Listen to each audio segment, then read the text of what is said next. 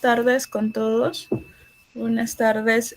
Voy a continuar esta jornada de resistencia antimicrobiana y buen uso de antibióticos, agradeciendo siempre la invitación y resaltando por la iniciativa que tienen en esta semana de lucha contra la resistencia antimicrobiana y el buen uso de antibióticos, ¿no? Como ya lo habrán escuchado toda la mañana, este va a ser un problema que se nos viene en lo que resta de la mitad del siglo XXI, por lo cual es un problema que se debe de abordar con suma urgencia. Las bacterias que causan resistencia son un problema de salud pública porque pueden causar infecciones graves. Estas, a su vez, aumentar el costo de hospitalización de los pacientes y aumentar la mortalidad. Hay mucha dificultad para establecer un tratamiento empírico e incluso dirigido de forma correcta. La dispersión de esta multiresistencia es muy fácil, tanto entre seres humanos como entre animales y humanos, ¿no? La ausencia de nuevo desarrollo de antibióticos activos también es un punto importante porque a lo largo de los años no se están desarrollando tantos antibióticos como se esperan, ¿no? Entonces, para esto la OMS ha hecho una lista de patógenos prioritarios, de los cuales como prioridad crítica se encuentran 3 patógenos principalmente, que son Acinetobacter, Pseudomonas aeruginosa y el grupo de las enterobacterias. Las enterobacterias, llámense bacterias gram-negativas que viven en el tracto gastrointestinal, como Klebsiella, E. coli, Proteus, ¿no? Entonces, estos son los prioritarios que nosotros deberíamos de tomar más énfasis en tratar de combatir, y también son los que generalmente encabezan la resistencia antimicrobiana en la mayoría de hospitales del país, y Huancayo no es la excepción. Estas son las bacterias que más han causado brotes en los últimos años, ¿no? Entonces, tenemos que desde el 2021 ya se ha estado tratando de publicar un poco más sobre la caracterización de la resistencia bacteriana en hospitales del Perú. Se hizo una pequeña caracterización de molecular de carbapenemasas, contando con las regiones que enviaban muestras a Lima, y se encontró pues que al menos en el Perú, hasta ese momento, predominaban las carbapenemasas de tipo NDM, ¿no? En la mayoría de regiones. En Junín, las pocas muestras que llegaron hasta el 2019, porque estos estudios fueron muestras de hasta el 2019, incluían muestras tipo OXA23, más no todavía llegaban carbapenemasas de tipo B, que son las carbapenemasas que, como ya lo he mencionado en exposiciones anteriores, son las que causan mayor problema en la mayoría de brotes actuales, ¿no? Entonces, eso no es todo. Incluso ya, como lo ha mencionado el doctor Montalvo, han habido brotes o han habido aislamientos que incluso han mostrado, aparte de mostrar resistencia a carbapenémicos, también han mostrado resistencia a colistina. Entonces, esto es de vital importancia porque nos va a dejar sin ninguna opción terapéutica, porque vamos a ver más adelante que las únicas opciones terapéuticas que se tienen todavía no las contamos en el Perú con ellas. Entonces, es un problema de alta preocupación, ¿no? Entonces, se encontraron cepas productoras del gen MCR1, que es un gen considerado de alto riesgo epidemiológico, porque también se encuentra en animales, incluso en el medio ambiente también, y tiene gran capacidad de diseminación. ¿Por qué? Porque se encuentra en un plásmido que puede transferirse de bacteria a bacteria, no importando el huésped que la posea. Eso quiere decir que este gen resistente puede trasladarse de un animal a un humano o hasta el medio ambiente, ¿no? Entonces, la aparición de este gen nos muestra una resistencia, ya no hablando solo de carbapenémicos, sino también de colistina, que es como nuestra última arma de tratamiento para este tipo de infecciones. Luego también tenemos algunas publicaciones sobre brotes de Acinetobacter baumannii productor de oxacilinasa, por ejemplo. Esta publicación mostraba que en algunos hospitales Acinetobacter mostraba genes tipo OXA que les quitaban la susceptibilidad a carbapenémicos. ¿no? Entonces, encontraron 5 hospitales en total con diversos números de casos, entre 4 y 43 casos. Los casos tenían una resistencia a carbapenémicos variable, pero la mayoría siendo mayor a 30% de resistencia a carbapenémicos. Y todos con detección de genes tipo BLA-OXA, ¿no? Ya sea OXA23, OXA24 o OXA58. Y estos genes tipo OXA, aparte de ser bastante patogénicos, tienen mucha capacidad de diseminación porque pueden pasar de un microorganismo a otro, incluso no solo entre Acinetobacter, sino entre un Acinetobacter y un E. coli o un Acinetobacter y una Klebsiella, ¿no? Y esa es la preocupación. Luego se han hecho algunas otras publicaciones, esta es una de las más recientes, que nos muestra la detección molecular de carbapenemasas en microorganismos, contando solo los cultivos que han llegado durante la pandemia de COVID-19 en el Perú, ¿no? Y aquí en este resumen de aislamientos, se les hizo a todos una genotipificación molecular para buscar específicamente el gen que caracterizaba o que predisponía a la producción de un tipo específico de carbapenemasas. Mostrando aquí que entre los Acinetobacter baumanis, por ejemplo, sigue predominando el tipo gen OXA24, la mayoría de ellos mostrando este tipo de resistencia. Y en las enterobacterias, tipo coli, Klebsiella, están predominando las carbapenemasas tipo NDM. Y en pseudomonas, mostrando nuevamente los 3 patógenos prioritarios por la OMS, también está predominando NDM, pero también predomina mucho IMP, que es otro tipo de carbapenemasa, ¿no? Entonces, para nuestro resumen, digámoslo así, tenemos que las pseudomonas producen más IMP, también las de tipo BIM, en algunos aislamientos, en algunas regiones.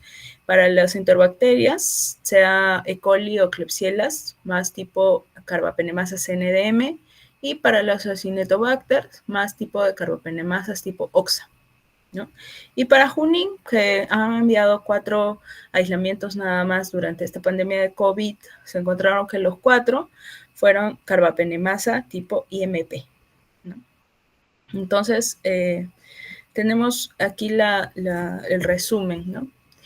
Bueno, las bacterias multiresistentes se definen como aquellas que son resistentes a 3 o más grupos de antimicrobianos que habitualmente se emplean como antibióticos de reserva, que ya el doctor Montalvo ha mencionado qué es un antibiótico de reserva. Son importantes porque van a dificultar el tratamiento, van a causar más muerte y más estancia hospitalaria, y epidemiológicamente son capaces de producir brotes, son capaces de producir muertes intrahospitalarias y muertes extrahospitalarias también en algunos contextos clínicos, y la importancia también es que son capaces de transmitir sus mecanismos de resistencia entre bacterias y entre personas, ¿no? Entonces, salvo los grampositivos, que por ejemplo son estafilococos o enterococos, generalmente las bacterias multiresistentes van a requerir un tratamiento antibiótico combinado, ya sea con 2 o más agentes antimicrobianos, ¿no? Bueno, ¿cuál es la mortalidad? Generalmente las sociedades europeas y de Norteamérica nos dicen que pueden tener 10 veces más riesgo de morirse una persona que tiene una infección por una bacteria multiresistente que una persona que tiene una infección por una bacteria de una resistencia usual, ¿no? A pesar de estas cifras, no cabe duda que siempre la mortalidad va a cambiar mucho, y dentro de los causantes principales de muerte está la cabeza de Escherichia coli y Staphylococcus aureus. Y luego ya pues viene Klebsiella, Streptococcus, Acinetobacter y Pseudomonas. Recordemos que Acinetobacter y Pseudomonas son 2 microorganismos que generalmente están priorizados, pero no son altamente patógenos. Sin embargo, son muy difíciles de tratar, ¿no? Entonces, no tienen tanta mortalidad como las enterobacteriales, pero sí son muy difíciles de erradicar también, microbiológica y clínicamente, ¿no? En cuanto a los costos, ya se han encontrado, no hay muchos estudios latinoamericanos que evalúen costos, pero en los pocos estudios europeos y norteamericanos se han encontrado que los costos son muy altos comparando con infecciones de resistencia intermedia o de resistencia habitual, ¿no? Entonces, esto nos está costando dinero, En los países pobres también nos sucede, sin embargo no lo cuantificamos en un número específico porque no hay estudios de costo-efectividad o de alto de impacto en costos, ¿no? Ahora, ¿cómo vamos a nosotros diferenciar un patógeno multiresistente de uno de una resistencia habitual, ¿no? Entonces, tenemos aquí los gram positivos, que generalmente son estafilococos, enterococos, y los gram negativos, que están divididos en los y los no fermentadores, los cuales incluyen pseudomonas y acinetobacter, ¿no? Entonces hay algunos marcadores de resistencia que ya vienen incluidos en paquetes de diagnóstico rápido, como por ejemplo los que se están usando actualmente, que son los diagnósticos moleculares rápidos o los paneles de PCR múltiple. Estos paneles, una vez que detectan una bacteria, generalmente también detectan un gen asociado a resistencia, ¿no? Pueden arrojarte gen asociado a producción de carbapenemasas, o gen asociado a producción de BLE, o gen asociado a producción de meticilina resistencia. Entonces, esto nos va a dar una alerta temprana cuando nosotros esperemos el cultivo y podamos así prevenir o aplicar un tratamiento ya dirigido empírico considerando esta posibilidad, ¿no? ¿Por qué motivos se producen? Creo que también ya lo han tocado en las exposiciones de la mañana, los tipos de transferencia o de producción de resistencia, considerando que siempre la mayoría de estos van a ser de tipo enzimático.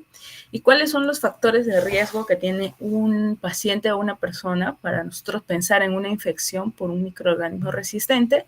Pues tiene que tener una colonización previa, tiene que haber usado antimicrobianos de amplio espectro previamente, tiene que haber tenido exposición a cuidados de la salud, hospitales o a atenciones de la salud, como diálisis, por ejemplo, o quimioterapia, comorbilidades, si ha ingresado a UCI, si ha estado en ventilación mecánica, si recibe diálisis o si tiene algún catéter permanente, ¿no?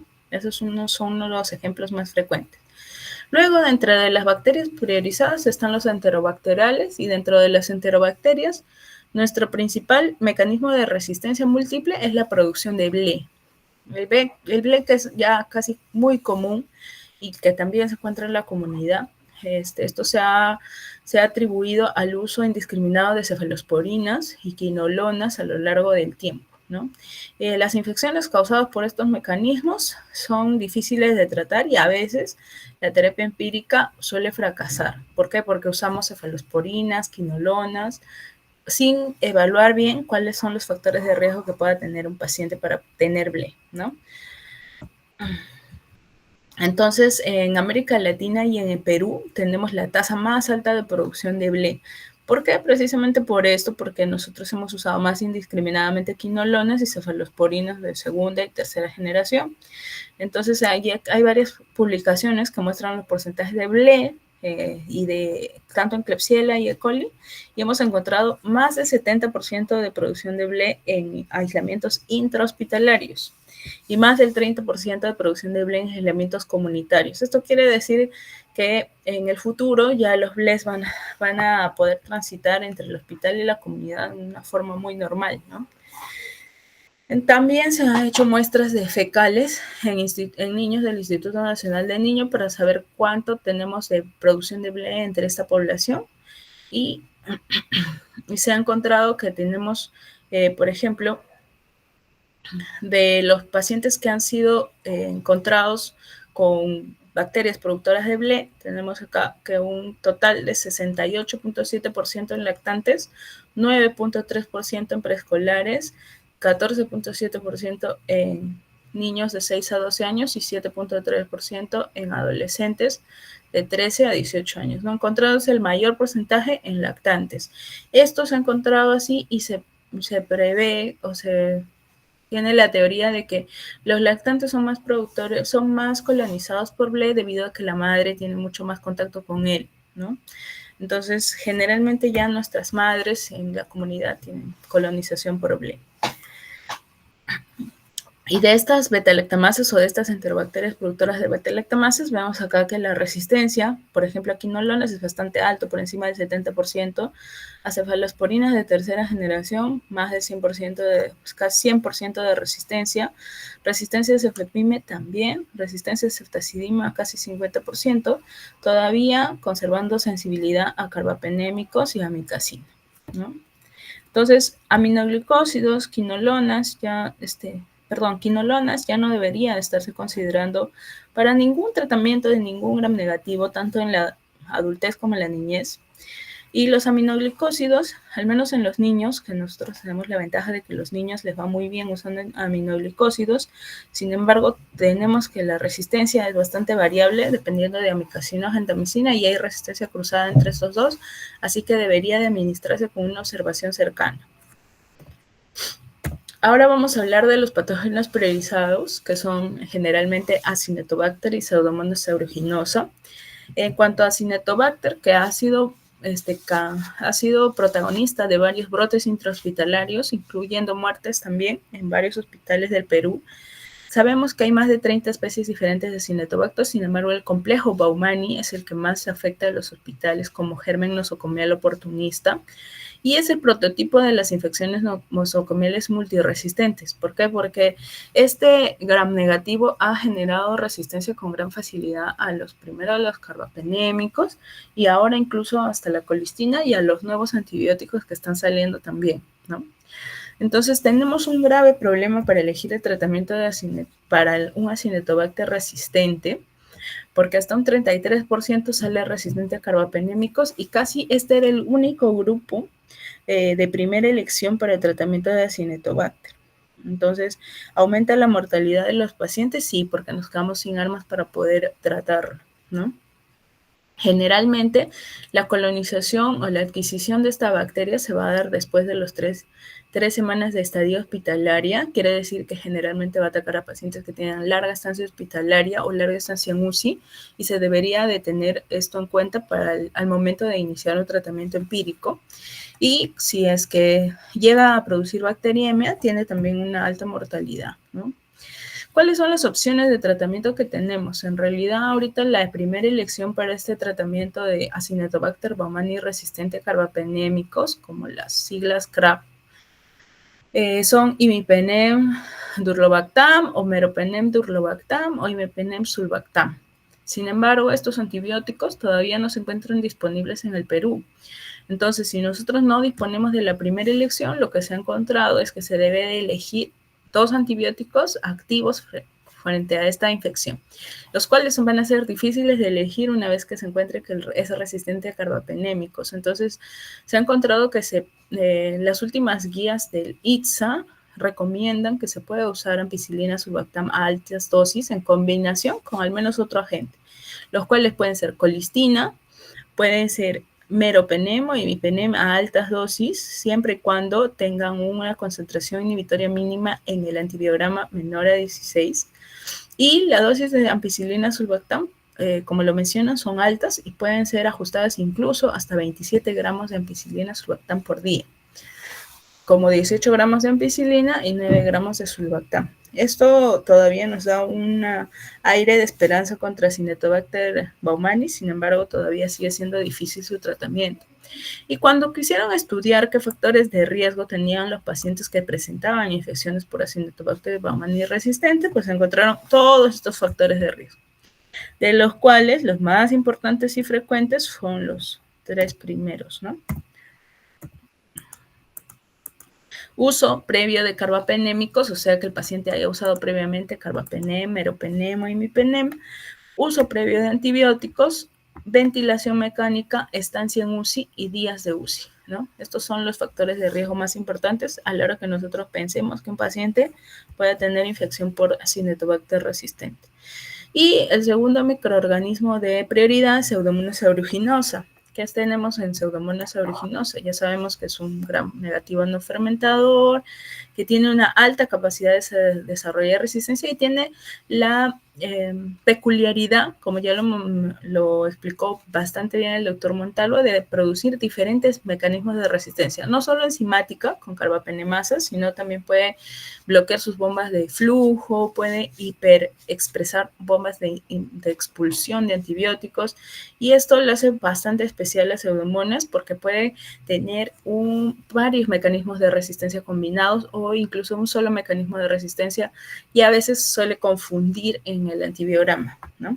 Entonces, la Pseudomonas aeruginosa también es causante de neumonías intrahospitalarias, neumonías asociadas a ventilador, generalmente tardías, que es una neumonía tardía, aquella que se da después de 7 días de hospitalizado, puede causar shock séptico, puede causar bacteremia y causa una gran cantidad, una carga de alta de morbilidad y mortalidad, ¿no? Pero ahora está muy de moda la Pseudomonas aeruginosa de difícil tratamiento de resistencia. ¿Eso qué quiere decir? Que ya no es una Pseudomonas aeruginosa productora de carbapenemasa, nada más, porque como hemos mencionado, son distintos tipos de resistencia los que produce Pseudomonas, entonces decidieron llamarle Pseudomonas aeruginosa DTR o de difícil tratamiento, ¿no? Esto consiste en que este microorganismo tiene múltiples mecanismos de resistencia antimicrobianos, ¿no? Puede ser resistente al grupo de las cefalosporinas de tercera y cuarta, puede ser resistente a los carbapenémicos, a los aminoglicósidos, ¿no? Y esta resistencia puede ser por producción de carbapenemasa, por sobreexpresión de bombas de flujo o por cierre de porinas. Como impacto clínico, estas infecciones por Pseudomonas DTR van a ser un desafío significativo porque hay pocas posibilidades de tratamiento también. Estas posibilidades de tratamiento incluyen nuevos antibióticos como ceftolozano tazobactam o ceftazidima avibactam. Lo bueno es que estos antibióticos ya se encuentran en Perú y sí se comercializan, ¿no? Lo malo es que, por ejemplo, todavía no están ingresados en el petitorio nacional o como el petitorio básico de medicamentos, y lo malo es que también tiene un costo bien alto. Luego se ha encontrado que en algunos tipos de Pseudomonas DTR se mantiene, a pesar de ser resistentes a carbapenémicos, se mantiene la sensibilidad a algunos betalactámicos tradicionales, como por ejemplo cefepime o ceftazidima. Generalmente esto sucede cuando la Pseudomonas es productora de bombas de flujo o de porinas y no es productora de carbapenemasas. Entonces, en estos casos en los que se corrobora la susceptibilidad a estos betalactámicos tradicionales, se pueden usar y generalmente en infusión prolongada o en dosis altas. Luego también las últimas guías de ELITSA recomiendan como segunda opción terapéutica la tobramicina o la amicacina de administración diaria única, pero para tratamiento de Pseudomonas DTR en caso de pielonefritis o infección urinaria complicada causada por Pseudomonas DTR. Solamente con la salvedad de esos dos tipos de infecciones. Si estamos frente a una bacteremia, no debería considerarse así. Y nuevamente también se buscaron los factores de riesgo asociados a tener Pseudomonas resistentes a carbapenémicos y se encontraron que estos son los factores de riesgo más importantes. Uso previo de carbapenémicos, tiempo de uso de carbapenémicos, o sea, si el paciente ha usado por un ciclo largo el carbapenémico, tiene más riesgo de ser Pseudomonas resistente. Por ello es que nosotros también promulgamos que los tratamientos antibióticos deban ser cortos, ¿no? Y tener una hospitalización previa a la infección. Listo. Por último, ¿cuáles son las medidas de control para microorganismos MDR? Creo que ya de repente este tema lo van a tocar en otra ponencia, sin embargo, solamente para recordarles que las medidas de control consisten en buscar otras alternativas de tratamiento, mejorar la calidad y la toma de los cultivos, disminuir la transmisibilidad de estos microorganismos resistentes y moderar el uso de antimicrobianos. Sin embargo, a pesar de que esta fuera el orden ideal, nosotros no deberíamos de esperar este orden. ¿Por qué? Porque buscar las alternativas de tratamientos actualmente es muy difícil en Perú y en el mundo porque no se están produciendo antibióticos y la poca producción es muy cara. Entonces debemos reordenar estas medidas de control y deberíamos de ordenarlas así, priorizando el uso adecuado de antimicrobianos, moderando su uso, evitando la selección de cepas resistentes, usar el antibiótico correcto durante el tiempo prudente nada más, no tratar colonizantes, sobre todo bacteriurias asintomáticas, colonizantes del tracto respiratorio o del tracto urinario, disminuir el uso de antibióticos de amplio espectro, disminuir la transmisibilidad de los microorganismos a través del lavado de manos y disminuir el uso de vectores inanimados, el uso adecuado de los guantes, el uso adecuado del mandilón, mejorar la calidad y toma de cultivos para nosotros tener el antibiograma adecuado en el momento que se va a necesitar. Y por último, buscar alternativas de tratamiento para los microorganismos MDR, que es la última alternativa que tenemos, ya que tenemos este problema de inoperabilidad y de falta de recursos, sobre todo, ¿no? Y eso es todo en cuanto tenía que contarles. Espero que hayan algunas preguntas de repente en el chat y gracias por su atención.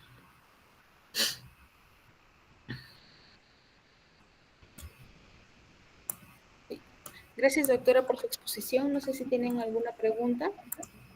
No, ya.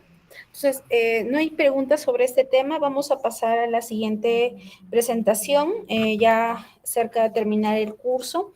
Presentaremos al doctor Anthony Morillo, médico cirujano de pregrado en la Universidad Nacional del Centro del Perú, posgrado en la Universidad Ricardo Palma, para la especialidad de enfermedades infecciosas y tropicales, médico infectólogo del Hospital Nacional Daniel Alcides Carrión y del Hospital Ramiro Prialé, docente de la Universidad Continental. Entonces, ahorita vamos a presentar sus diapositivas.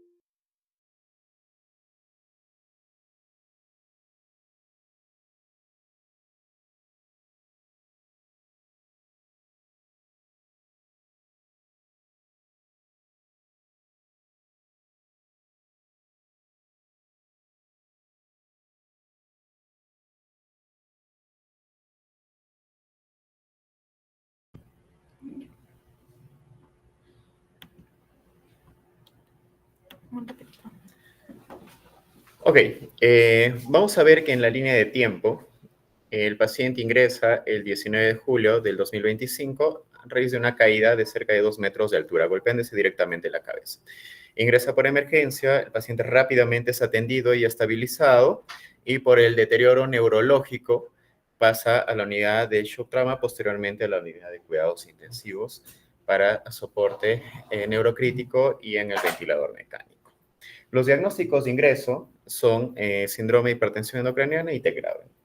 Entonces, tal vez se pregunten, doctor, ¿qué se presenta en un caso de traumatismo encefalocraneal? Si es infectología, pero tranquilos, ahorita se pone mejor. Entonces, el 21 de julio del 2025 es evaluado por neurocirugía y plantean cranectomía descompresiva, ¿no?, para el manejo de la hipertensión endocraniana. Hasta ahí el manejo del paciente fue el adecuado, el oportuno y fue estabilizado. El 28 de julio el paciente comienza a presentar picos febriles de forma diaria y frecuente. Rápidamente infectología acude al llamado y se plantea un posible infección nosocomial, ¿no? Probablemente una neumonía intrahospitalaria asociada al ventilador o tal vez una infección de sitio operatorio por la intervención quirúrgica. Se solicita exámenes de laboratorio, estudios de imágenes y en la tomografía cerebral se evidencia secuela de cranectomía, ¿no?, frontotemporal derecha, edema perilesional y hemorragia subaracnoidea Fisher 4. Y en el TEM pulmonar se ve fusión pleural e impresión en áreas de consolidado, posiblemente una neumonía asociada al ventilador. Y se deja como cobertura antibiótica empírica meropenem 1 gramo endovenoso cada 8 horas. ¿Por qué se inició ese antimicrobiano? Es por el mapa microbiológico del hospital, donde hay una alta cantidad de cepas o aislamientos BLES y también de productores de cefalosporinasa. Por eso se elige empíricamente ese antibiótico. El 28 de julio, el paciente persiste febril a pesar del tratamiento, pero mejora los parámetros del ventilador y es por eso que lo retiran de la ventilación mecánica. El 29, un día después, es evaluado por neurocirugía y decide colocar un sistema de derivación ventricular externa, ¿no?, para controlar también la hipertensión endocraniana. A pesar del tratamiento empírico, el paciente persistía febril. Si ustedes pueden ver en la línea de tiempo, ya lleva cerca de 4 o 5 días con persistencia de fiebre a pesar del tratamiento empírico. Y al examen físico se evidencia secreción escasa por la herida operatoria y como el paciente ya había salido del ventilador y ya estaba despierto, estaba sin pseudoanalgesia, al examen físico habían signos meningios, ¿no? Entonces se decide hacer un estudio de LCR. A manera general, he decidido también poner un poco de los laboratorios del paciente durante esa evolución y se ve que en el día donde hace el deterioro clínico se evidencia leucocitosis, aumento del PCR y elevación de procalcitonina. Se procede a hacer un estudio de líquido cefalorraquídeo y se evidencia color amarillo, aspecto turbio, hay pleocitosis, cerca de 153 células, consumo de glucosa en 27 y elevación de proteínas. Y la distribución de la celularidad es a predominio polimorfo nuclear, en un 51%. En la coloración GRAM se evidencia cocos GRAM positivos, pero en el cultivo posterior a unos 7 días salió negativo. Entonces, por el aislamiento de la detección de la coloración GRAM, se decide agregar a la cobertura antibiótica vancomicina. Entonces, los diagnósticos hasta el momento se plantean como ME bacteriana postquirúrgico. Se decide optimizar la dosis de meropenem. Como ya habrán mencionado en las ponencias anteriores, la decisión de un antimicrobiano se basa de forma empírica en mapa microbiológico, antecedentes y factores de riesgo, pero por modelos PKPD podemos optimizar las dosis, ¿no? En este caso, si mi intención es que llegue a concentraciones terapéuticas en LCR, debo optimizar la dosis de los beta-lactámicos. En este caso, meropenem, la dosis recomendada es 2 gramos cada 8 horas y prolongar la infusión a 3 horas. En el caso de vancomicina, que por la tinción GRAM, que habían cocos GRAM positivos, y ya pensando en posibilidad de marzo, se agrega con dosis de carga de 1,5 y posteriormente una infusión de 1 gramo endovenoso cada 8 horas, ¿no?, por 100 minutos cada administración. Entonces, el paciente recibe cerca de 10 días de cobertura empírica, porque al final no se logró el aislamiento, y la evolución del paciente es lenta favorable. Vemos que está febril, vemos que está medicamentalmente compensado, incluso tiene menos requerimiento de oxígeno, está FIO 28 y posteriormente pasa al servicio de neurocirugía, a hospitalización por la estabilidad del paciente. 2 días posteriores al pase de hospitalización, paciente vuelve con pico febril, más somnoliento, desorientado y aumento de requerimiento de oxígeno. Y al examen físico se evidencia que en la herida operatoria hay secreción purulenta. Se procede a hacer una evaluación exhaustiva, exámenes de laboratorio, marcadores como hemograma, PCR, PCT, se solicita imagen, TEM cerebral, TEM de tórax, y en la TEM cerebral se evidencia colección subgaleal en convexidad frontoparietal y en la TEM de tórax áreas de consolidado en ambos campos pulmonares, ¿no? Comparando con el estudio tomográfico previo, había más compromiso pulmonar. Y se procede a pedir cultivos. Estamos hablando de cultivo de aspirado traqueal, estamos cultivos, ¿no? Y también se decide hacer un nuevo estudio de LSR. Y el 24, el paciente ingresa a SOP para drenaje de esa colección y toma de muestra. Entonces, estas imágenes que ven son de las últimas tomografías. En la primera es cerebral, donde se evidencia esa colección en el espacio subgaleal.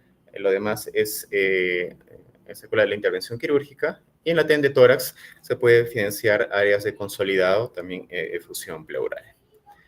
Entonces, obtenemos estudio de LCR y vemos que la coloración es turbia, sigue habiendo consumo de glucosa, proteínas en 110 y hay pleocitosis cerca de 66 células.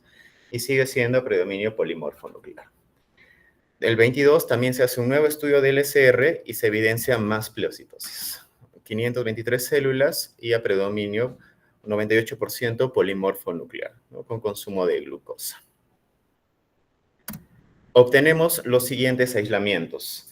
En el cultivo de aspirado traqueal, aislamos Klebsiella pneumoniae, productora de carbapenemasa tipo KPC. En su momento, la doctora Vilca Poma y el doctor Montalvo mencionaron a estos productores de carbapenemasa. Como ustedes pueden ver el antibiograma, hay resistencia a todos los beta-lactámicos, incluidos carbapenémicos, porque es un mecanismo enzimático, pero también hay resistencia a otras familias, porque pueden tener otros mecanismos que afectan como modificación a nivel del ribosoma, a nivel del DNA, entre otros. Y en el cultivo de LCR se aísla cándida. Una cándida, bueno, no se puede diferenciar si es albicans o no albicans, pero vemos en el perfil de resistencia que hay resistencia a fluconazol y voriconazol. Entonces, aquí viene la primera pregunta. ¿Qué haríamos ante el aislamiento de un germen XDR en aspirado traqueal y tiene compromiso pulmonar, o sea, es una neumonía, y un paciente que tiene un aislamiento de cándida en LCR con el diagnóstico de meningitis postquirúrgica que está con deterioro clínico y mala evolución?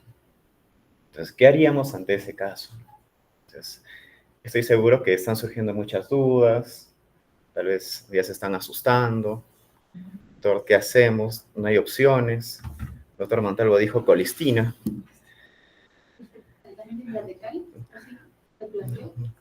Podría ser una opción, tratamiento intratecal. Pero ¿qué hacemos con la cándida? ¿También la tratamos? ¿Solo la vemos? ¿Tratamos ambos? ¿No trato nada? Entonces, ahí vienen muchas dudas, ¿no? Doctor, tenemos 2 gérmenes resistentes a la mayoría de antimicrobianos que ustedes conocen. Entonces, como lo mencionó la doctora Vilca Poma, hay que tener mucho cuidado con los aislamientos de los cultivos. No siempre que aíslen un germen quiere decir que él es el responsable de la infección. También tienen que entender el contexto. Podría ser un colonizante, podría ser un contaminante, o realmente podría ser el responsable. Entonces, hace un momento mencioné que el paciente fue intervenido el 24, entonces, de agosto. Y estos estudios son del 14, perdón, dicho, del 18. Entonces, se decidió esperar porque el paciente iba a ser intervenido, iba a hacer un drenaje de la colección y iba a hacer un estudio de LCR intrasop. Entonces, se decidió tratar este germen XDR, pero se decidió esperar al nuevo aislamiento con las medidas más adecuadas, medidas más estériles posibles. Entonces se decidió no tratar ese cepa de cándida, pero sí tratar la Klebsiella pneumoniae productor de carbapenemasa.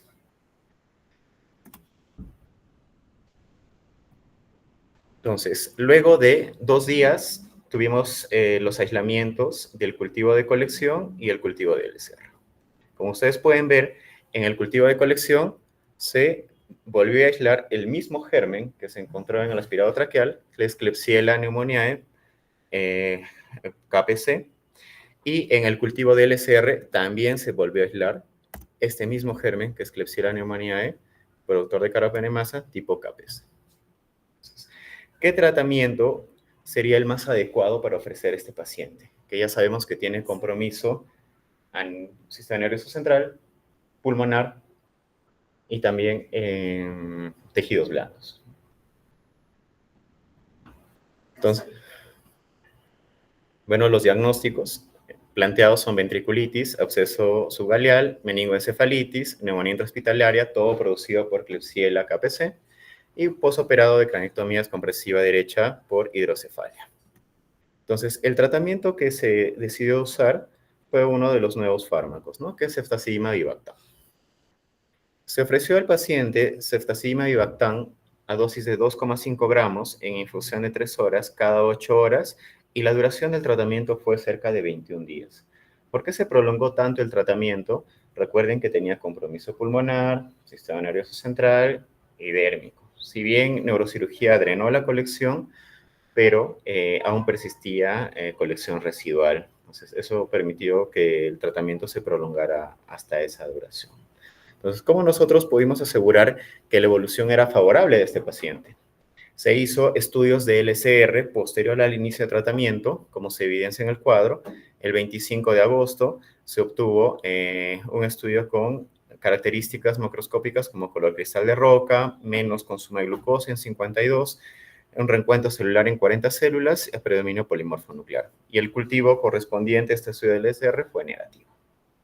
Posteriormente se volvió a repetir un estudio de LCR y se obtuvo 13 células a predominio nuclear y cultivo negativo. Y también el color cristal de roca. Y se hizo un último estudio de LCR el 4 de septiembre y se obtuvo solo 9 células y ya no se pudo diferenciar por la escasa celularidad. Y el cultivo negativo. Entonces, con 3 cultivos negativos seriados en estudios de LCR, decidimos suspender la cobertura antibiótica. Claro, demostrando con tomografía de que ya no hubiera colección.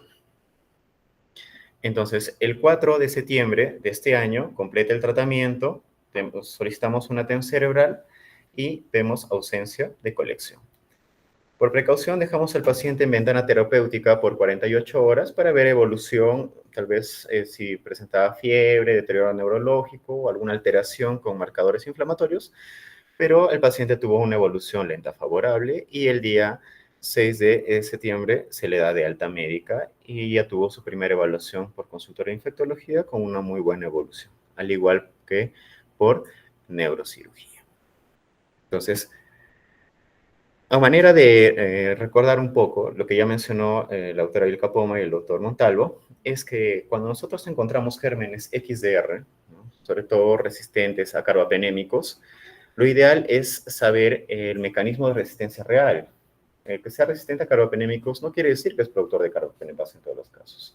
Pueden ser un mecanismo combinado, cierreporinas, bombas de flujo, o podría ser un productor de carbapenemasa. Es por eso la importancia de saber usar mejores métodos que ya estamos implementando en el Hospital Carreón también para poder hacer la detección. Y como ustedes pueden ver en el cuadro, ejemplo, ¿no?, lo que encontramos, productores de KPC, vemos que en verde están los antimicrobianos nuevos que tienen actividad, pero no todos tienen actividad contra KPC, ¿no? Como es el caso de ceftolozano tazobactam, que no tiene actividad. En caso de fosfomicina es limitado y eso en presentaciones endovenosas, al igual que colistina, si bien tiene actividad, pero también hay que optimizar el fármaco a nivel de PKPD, ¿no? Y así como pueden ver, hay otros antimicrobianos nuevos que no tienen actividad contra Cinetobacter baumannii o no son actividad antipseudomónica. Entonces, de ahí la importancia de un aislamiento adecuado para dar un tratamiento oportuno y bien direccionado y poder garantizar la cura clínica del paciente. Entonces, con eso terminó la presentación del caso. Si hubiera alguna pregunta, alguna duda, gustoso de aclararla. Gracias.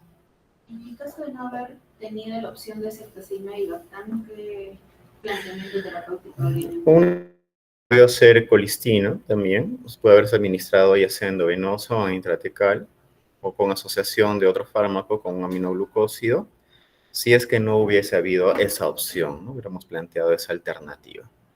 Pero como tuvimos la oportunidad de usar el fármaco, menos mal el paciente tuvo una buena evolución durante ese tiempo.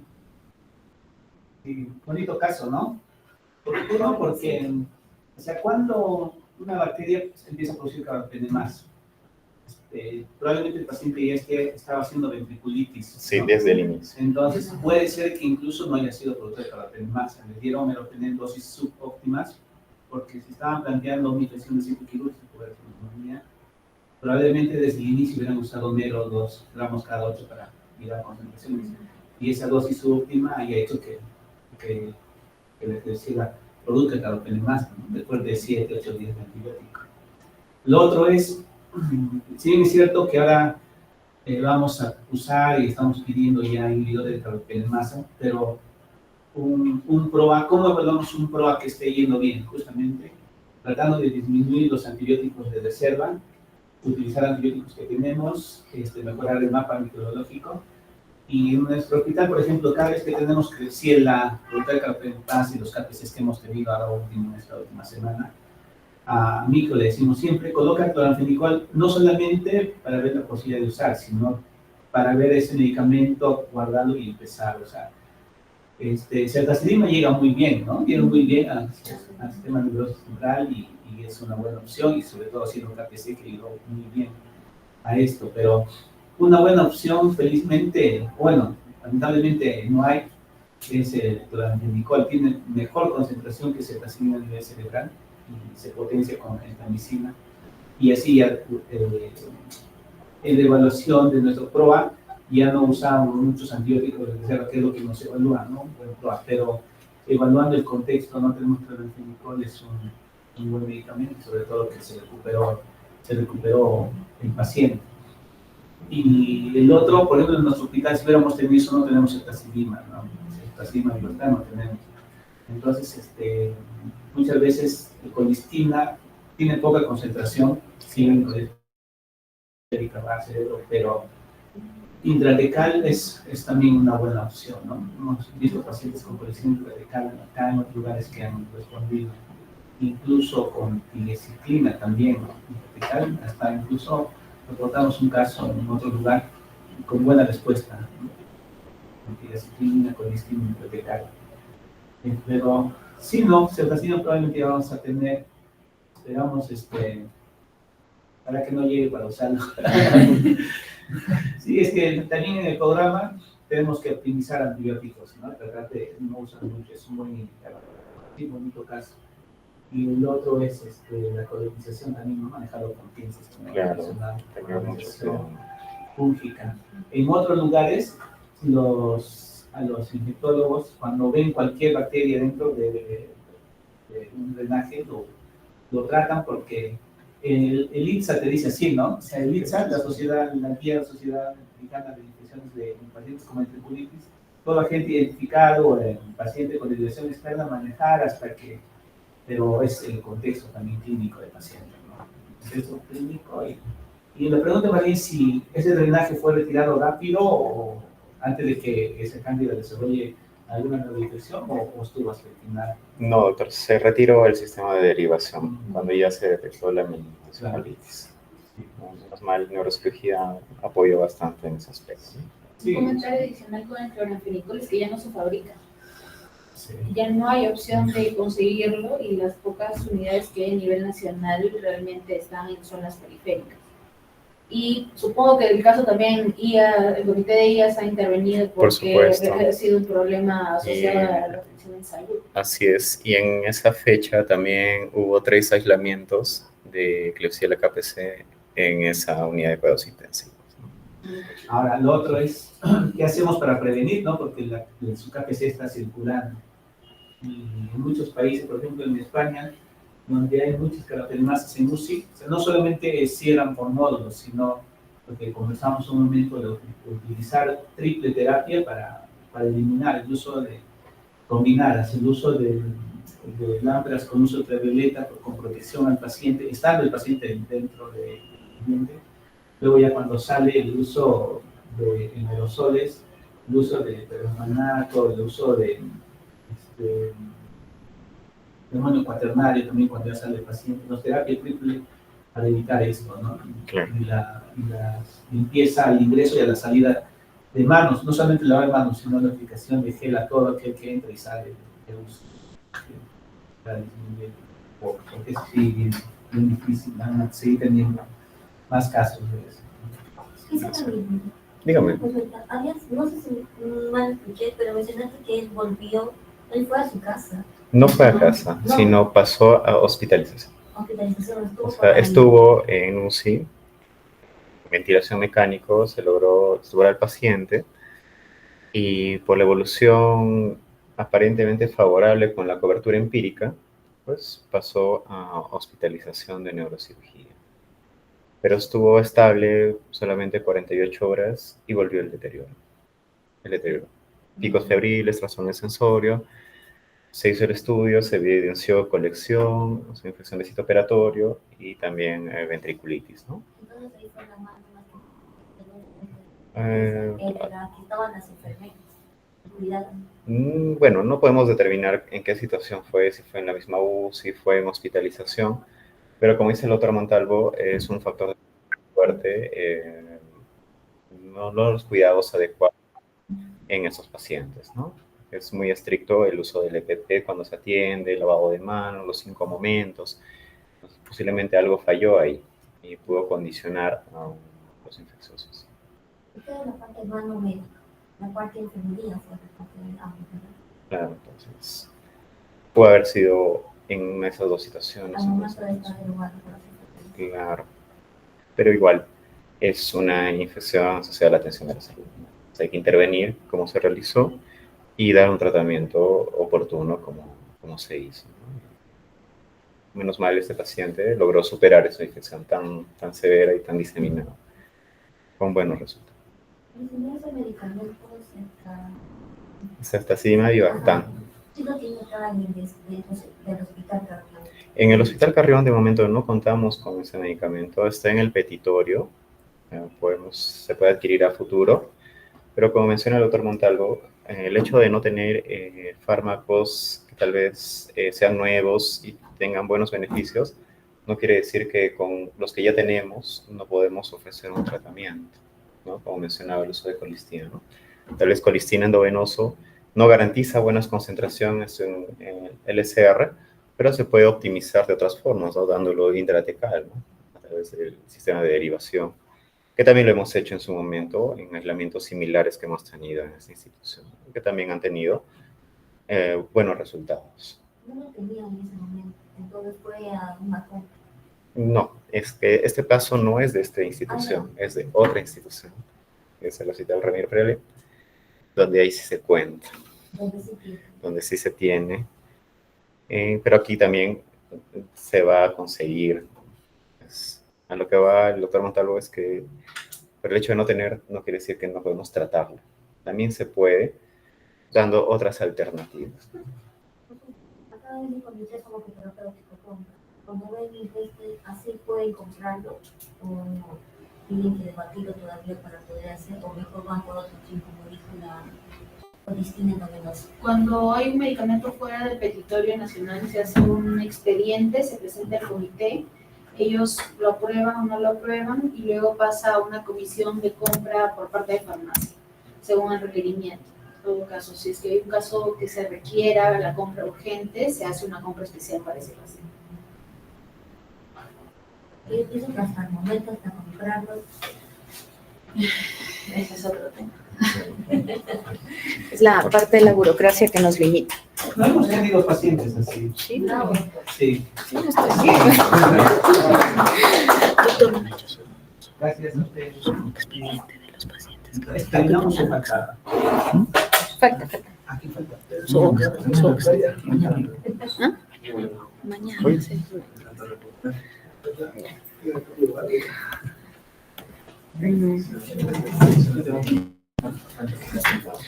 Bueno, vamos a presentar el último caso con la doctora Mayra Chincha Lino, médico infectóloga del Hospital Cayetano Heredia de Lima. Y vamos a, por favor, comparta su pantalla. A ver.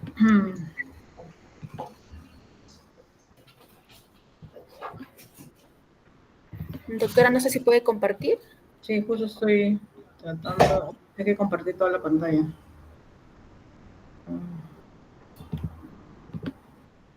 Ya, pues sí.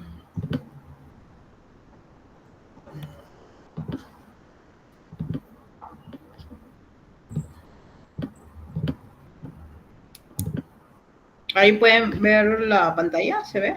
Sí, sí se ve. ¿Qué tal? Buenas tardes, gracias por la invitación. Soy médico infectólogo del Hospital Nacional Cayetano Heredia y también, bueno, tengo una maestría en control de enfermedades infecciosas y tropicales. Este es un varón de 53 años que va a emergencia con 12 horas de cefalea, una intensidad 10/10, asociada a náuseas y vómito, desorientado, lleva incoherencias. El antecedente principal es que tenía diabetes sin tratamiento, una tuberculosis pulmonar que lo tuvo hace 8 años y es alcohólico. Al examen físico, lo que llamaba la atención, bueno, era que se le encontró con temperatura, con fiebre, se le encontró taquicárdico y obviamente que tenía signos del sistema nervioso central comprometidos, somnoliento, confuso, rigidez de nuca y obviamente una escala de gajo disminuida, ¿no? Dentro de los laboratorios, bueno, obviamente lo que llamaba la atención era una glucosa bastante alta, una leucocitosis bastante importante y obviamente la cantidad de bastonados que presentamos ahí, ¿no? Dentro de la radiografía, porque en realidad se le enfocó como que podría haber sido un evento pulmonar, al ver si hay un foco de infección ahí, que haya producido todo lo demás, en realidad solo se ve la secuela previa, no había otras cosas. En la tomografía en realidad no había mayor compromiso, solo llamaba la atención una lesión que fue catalogada como un quiste. Todo lo demás, no había ninguna contraindicación para la avalización de la punción.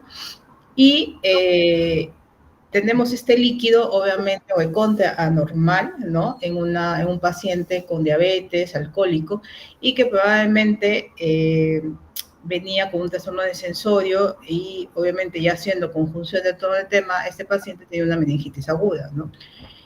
Lo que decía el familiar es que esta enfermedad, todos estos síntomas habían empezado un par de días antes, ¿no? O un día antes, por lo menos. Lo que llamaba aquí la atención es la cantidad de leucocitos, la glucosa bastante consumida y la cantidad de proteínas, ¿no? Entonces, ahí, ante un evento, felizmente, el laboratorio funcionó y nos dieron el resultado de dipococos gram positivos lanceolados en cadenas. Ahí lo ven. Entonces, ante esto estamos probablemente ante un neumococo, ¿no? Que es la bacteria más común, ¿no? La etiología más común de una meningitis aguda comunitaria, ¿no? Sin embargo, ¿qué debemos saber de la meningitis, no? ¿Cuál debería ser el tratamiento empírico para la meningitis bacteriana? Entonces, si revisamos la ITSA, que en realidad es la más... pero se ve... ellos plantean ya desde hace tiempo el uso de vancomicina con cefalosporina de tercera generación, que puede ser ceftriaxona, cefotaxima, y alternativo los que vemos ahí. En cuanto a algo más actual, sin embargo, ya para el 2016, en realidad el SMIT, y luego hay una actualización con el ITSA también, en la que hablan de patrones de sensibilidad reducida a penicilina, y el patrón sensible y el reducido. ¿Qué quiere decir? Que deberíamos saber cuál es nuestra epidemiología local de neumococo ante la sensibilidad o no sensibilidad de penicilina, ¿no? Porque en realidad tener mayores datos probablemente sea más difícil para todos los países, ¿no? Entonces, a partir de esto se plantea así el uso de ceftriaxona con el uso de vancomicina y en algunos casos potenciar con rifampicina, que en realidad eso no está muy claro, incluso la dosis, algunos plantean 300, otros 600 cada 24 horas, eso va a depender de los expertos, pero en realidad el consenso es ceftriaxona más vancomicina, ¿no? Y obviamente si estamos en adultos mayores, en diabéticos, en inmunosuprimidos, probablemente hay que agregarle ampicilina por el riesgo de listeria, ¿no? Y hasta ahí todo estaba bien. En realidad a este paciente le iniciamos ceftriaxona, dexametasona y ampicilina, ¿no? Sin embargo, a las 24 horas la caída del grado fue más abrupta. Finalmente, a las 48 horas falleció. A raíz de esto es que nos pusimos a buscar qué pasaba con los antibióticos en las meningitis por neumococo, ¿no? Y lo que sabemos es que los betalactámicos actúan en la pared y son los más comunes agentes que podemos usar. Es más, desde el descubrimiento sabemos que la penicilina es el primer antibiótico y luego viene ya la cefalosporina, los carbapenes y los monobactámicos finalmente que pueden ayudar. Pero ya desde 2008 se cambian los mix para saber cuándo un neumococo es sensible o resistente a la penicilina. Pero aparte de eso, también hacen el cambio de distinguir las cepas tanto que causan meningitis y las cepas respiratorias. Y de ahí viene todo un cambio y vienen estos cortes diferenciados en las que lo que podemos ver es que en realidad el primer corte que se dio, el más antiguo, es de 0.6 para ver si es sensible o resistente. Luego con esto cambiaron ya que debería ser hasta 2, ¿no? La sensibilidad, y para las cepas no meningias en realidad es completamente distinto. ¿Y eso por qué? Porque la penetrancia de los antibióticos la penetrancia de los betalactámicos o incluso de la penicilina y de los otros betalactámicos y en general todos los antibacterianos que van a penetrar el sistema nervioso central es completamente distinta a lo que va a ser el tejido respiratorio, ¿no? Y con esto se sabe que el que sea la resistencia intermedia a un betalactámico no influye en la mortalidad, que luego lo vamos a ver qué es lo que más influye en la mortalidad. Pero sí, y tampoco usar un betalactámico, una resistencia intermedia, tampoco va a influir en la mortalidad. Sin embargo, la resistencia alta, ¿no? Mayor del punto de corte, eso sí es una falla terapéutica con mayor riesgo de mortalidad y progresar a formas severas. Y aquí, hablando un poco más de los puntos de corte, vemos que antes de 2008, en realidad susceptible era menor de 0.6 y resistente era mayor o igual que 2. Finalmente, ya después de 2008, en realidad se cambia a mayor de 0.12 como resistente, ¿no? Esto hablando de penicilina, ojo, porque en realidad todo va en base a la penicilina, ¿no? Y como sabemos, para usar esto se usa el disco de difusión de oxacilina para ver si es resistente o no a penicilina. En realidad, un diámetro mayor de 20 milímetros correlaciona bien con un NIC de 0.6 de penicilina, ¿no?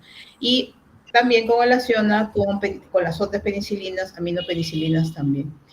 Y esto es un poco para ver cómo podemos detener un poco cómo hemos ido deteniendo el tema de la resistencia a la penicilina, siendo el principal agente contra el neumococo, tanto para cepas pulmonares como para cepas meningias. En realidad, la primera barrera que hemos visto ha sido el uso de las vacunas, ¿no? Entonces, el uso de las vacunas, vemos aquí cómo la penicilina va disminuyendo la resistencia cuando se introdujo, en niños, cuando se introdujo la vacuna 13 de neumococo, ¿no? Y como vemos que la ceftriaxona cuando empezaba a crear resistencia, hemos empezado a ver una mejor sensibilidad ahora actualmente, ¿no? Y esto, para los efectos de los niños y los efectos de los adultos, debería ayudarnos un poco a controlar las cepas resistentes del neumococo, ¿no? Y finalmente, nuestro paciente, cuando ya falleció, en realidad ya a las 48 horas recién pudimos recibir el resultado que les muestro aquí, que es el antibiograma, ¿no? Entonces, como ven ahí, incluso la interpretación del antibiograma debe ser tanto para cepas meningias o para cepas de neumonía, ¿no? Entonces vemos aquí cómo era resistente resistente, ¿no? Era resistente para penicilina y era incluso resistente para Taxima y era resistente para ceftriaxona, ¿no? Y aquí empezamos a entender varias de las cosas. Obviamente el paciente no solo falleció por nuestra falta de uso de la combinación que vamos a ver ahora, sino también por los otros factores. Y porque para esa época, en el 2018, que fue de este caso, es que para esa época ya existía la vacunación, ¿no? Sin embargo, este paciente con todas las comorbilidades no tenía vacuna. Y veamos aquí que finalmente el diagnóstico final fue una meningitis aguda, puede ser Pneumococos pneumoniae resistente a ceftriaxona. ¿Y qué sabemos de la resistencia en el Perú? Porque claro, las guías que hemos visto van en base a lo que nosotros conocemos, ¿no? A lo que la epidemiología local. Siempre te van de saber, tú sepas tu epidemiología local, tú sepas cómo están, ¿no? Y neumococo es un germen que ha sido bastante estudiado por la doctora Teresa Ochoa, que es la que ha hecho muchos estudios sobre neumococo, y este es uno de los últimos estudios en las que ya habla de, o sea, en realidad ella siempre ha estudiado niños, ¿no? Desde los portadores nasales, desde aquellos niños con compromiso pulmonar, con compromiso meningio, con la enfermedad neumocócica invasiva, y esto estamos hablando ya de adultos, ¿no? Y esto lo que hace es estudiar a todos los pacientes que tienen una enfermedad neumocócica invasiva y los agrupa por, separa las cepas, meninges o no meninges. Como vemos ahí resaltado, en realidad las cepas de penicilina son resistentes a más del 30%, ¿no? Que la guía del ENMIT te habla claramente de que cuando una resistencia local es mayor del 30% para penicilina, estás casi en la obligación de usar vancomicina. Y digo casi porque en realidad el tema del neumococo no es que haya tantos casos de neumococos resistentes, pero lo que sí hay casos y sí hay cepas resistentes. Entonces, por lo tanto, se debe usar cuando la epidemiología local te marca que tus cepas de neumococo tienen una resistencia mayor a 30% de penicilina. Independientemente de la ceftriaxona, porque miren acá, la ceftriaxona en realidad, si vemos acá, entre las cepas meninges y no meninges, en realidad no hay resistencia, tienen una resistencia intermedia. Podríamos usar a altas dosis, por ejemplo, en neumonía sí, pero probablemente para meningitis no. Sin embargo, es algo que, eso en realidad solamente son 42 pacientes, podríamos seguir estudiando y seguir acumulando pacientes. Sin embargo, estos pacientes ya no deberían llegar con nosotros porque deberían estar vacunados, ¿no? Y este es uno de los casos ya últimos, que también es un caso que presenta de meningitis por neumococo resistente, y en la que ustedes van a ver aquí el uso en realidad de ellos usaron ceftriaxona y vancomicina, como dice la guía. Finalmente hay una leve mejoría, pero finalmente el paciente empeora en el cuarto día de uso de esta combinación, ¿no? ¿Y por qué falló? Ese es un gran dilema, pero según este reporte, lo que sale es que el MIC de la ceftriaxona es mayor a 2, entonces probablemente la ceftriaxona ahí la sacaron, pero la vancomicina, ¿con qué la combinas? ¿No? Entonces, este caso habla de qué cosas hay que combinar, y en este caso, con este paciente, combinaron vancomicina con levofloxacino como una mejor opción, y con eso el paciente finalmente sale vivo de estas complicaciones, ¿no? Y en base a esto es que ya podemos saber un poco más de lo que el tratamiento empírico debería ser. La mejor combinación en realidad ya se había hablado desde antes, se habla ahora de ceftriaxona más vancomicina, y eso es porque tiene mejor penetración en el sistema nervioso central en estudios in vitro, en ratones. No por la vancomicina, sino por la ceftriaxona. Incluso el paper que les comento del caso, en realidad lo que te menciona es de que aún la cepa sea resistente a ceftriaxona, probablemente es un mejor acompañante de la ceftriaxona a la vancomicina, que es bastante errática su penetración al sistema nervioso central, ¿no?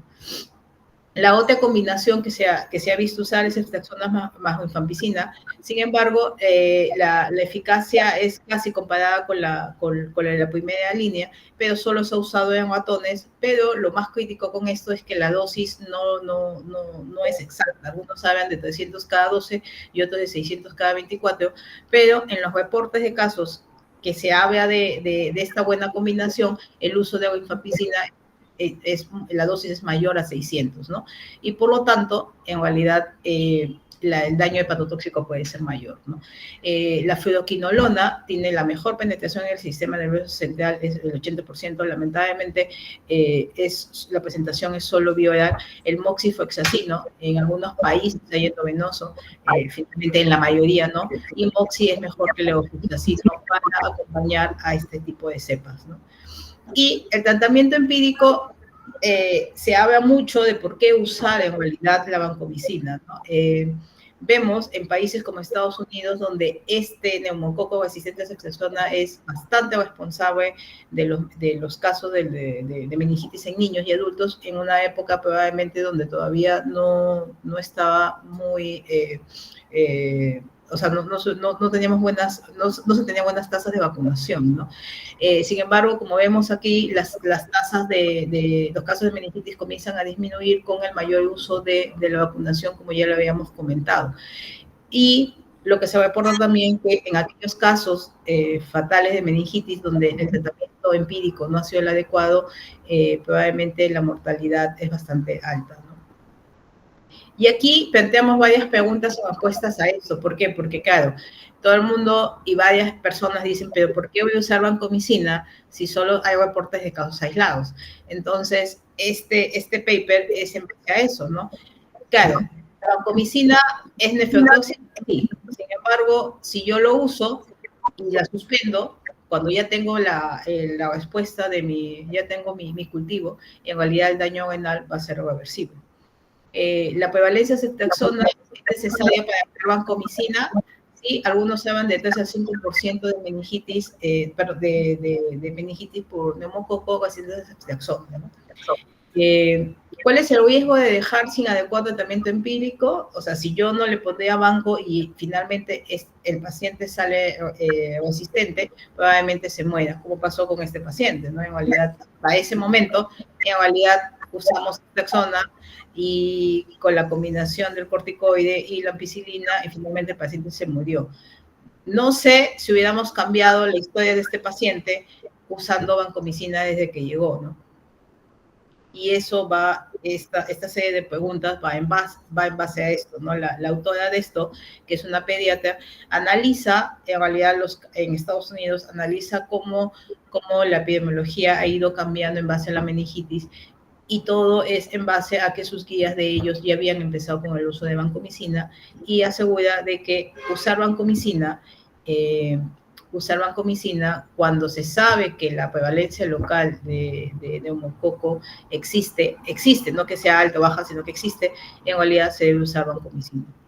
Y estos son los factores asociados a mortalidad. En realidad, la colocación del antibiótico, malo o bueno, en realidad es, si te demoras mucho, igual tiene mayor mortalidad y peor secuelas, ¿no? Mayor de 24 horas es, pues, probablemente, si te demoras mucho en pensar qué antibiótico le colocas uno más de 24 horas y el paciente se va a morir. El tener un neumococo resistente a cefalosporina no necesariamente es que me causa la mayor mortalidad. En realidad, el hecho de tener una meningitis por neumococo probablemente ya sea el causante de una enfermedad con bastante mortalidad, ¿no? Y los pacientes que tienen más de 65 años o tienen una enfermedad pulmonar previa o ingresan directamente a UCI, probablemente tengan mayor riesgo de mortalidad. Y esta es una base de cómo ajustar el tratamiento. En realidad vienen terapias prometedoras, ¿no? La daptomicina se está viendo, linezolid también en algunos casos, y vemos aquí que el tratamiento en realidad se basa básicamente en la resistencia y susceptibilidad a penicilina, ¿no? Esto es un poco más de resumen en base a a las guías, ¿no? El uso de dexametasona también debería ser por 3 o 4 días. Y la conclusión básica de este caso es que la meningitis aguda es una emergencia médica, que no se debe atrasar la colocación del antibiótico y esta debe ser en la primera hora cuando tengamos la sospecha, y se debe incluir ceftriaxona más vancomicina, además de dexametasona en los pacientes con meningitis aguda. Y lo que me faltó ahí probablemente es seguir promoviendo la vacunación en adultos, ¿no? Que probablemente con eso vaya disminuyendo a largo plazo mi resistencia a penicilina. Si hay alguna pregunta. Entonces, si hay alguna pregunta del caso, en realidad no sé cuántas meningitis pueden ver ustedes en su hospital, en realidad a veces es del día a día, y otras veces es difícil decidir cuál es el mejor tratamiento empírico. Claro, nosotros tenemos realmente una alta prevalencia de meningitis agudas. Muchas veces no logramos hacer el aislamiento microbiológico, independientemente del método que nosotros utilicemos. Tenemos la ventaja de que tenemos paneles moleculares para hacer diagnóstico. Sin embargo, en muy pocos aislamientos se han podido obtener estreptococo neumonía como agente causal, ¿no? Realmente lo que vemos más son meningitis crónicas, al menos aquí en el hospital. Y recién tenemos un caso de meningitis por estreptococo neumonía en un paciente que clínicamente ha mejorado con la terapia establecida. No sé si está recibiendo doble terapia, doctor. Sí, acá se le instaura siempre tratamiento cuando son agudos, pues cobertura para estreptococo neumonía más aciclovir dependiendo de la evaluación del paciente, y verdaderamente nos ayuda mucho el FilmArray para poder discernir la continuidad o no del antiviral o del antibacteriano, ¿no?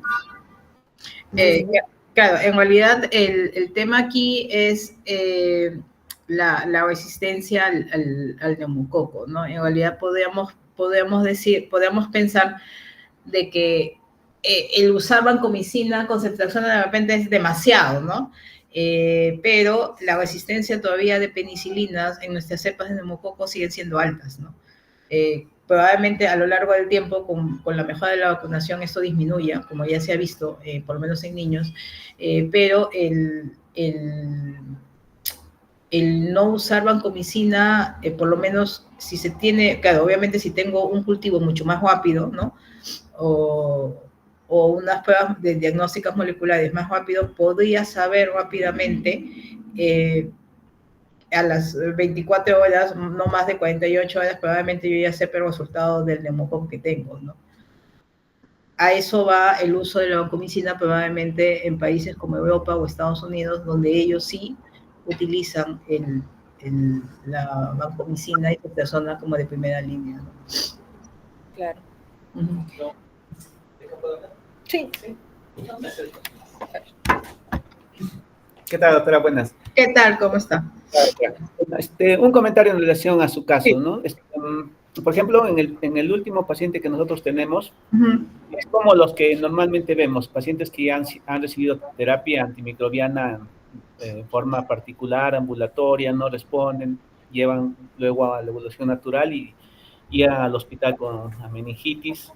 Como en este último caso que tenemos, es un paciente con cultivo negativo, no se ha logrado identificar el agente infeccioso, pero con el panel sí salió el Streptococcus pneumoniae. Pero en este paciente lo que llama la atención que también tiene una coinfección herpética, unas lesiones vesiculares faciales en fase aguda. Entonces se tuvo que asociar el aciclovir, que no había una buena respuesta a la cobertura antibiótica los primeros días.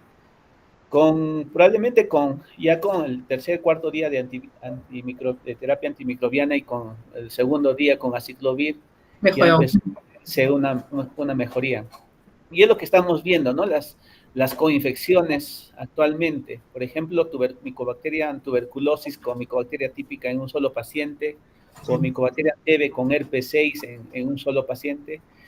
y a veces obviamos o no tenemos a veces las herramientas para diagnosticar alguna comorbilidad o coinfección paralela.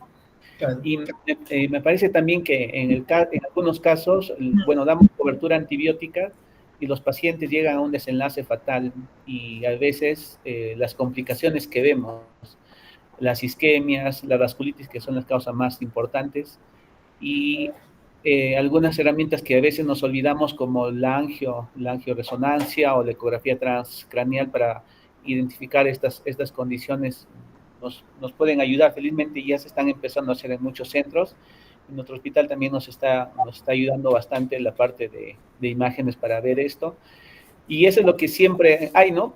Paciente, damos el tratamiento adecuado porque tenemos un gene expert positivo, tenemos una identificación microbiológica, pero ¿por qué no está evolucionando bien? Y vemos las complicaciones que son muy grandes, ¿no? La hidrocefalia, las mismas vasculitis, algunos hacen incluso vasoespasmo y terminan desencadenando la fatalidad en el paciente, ¿no?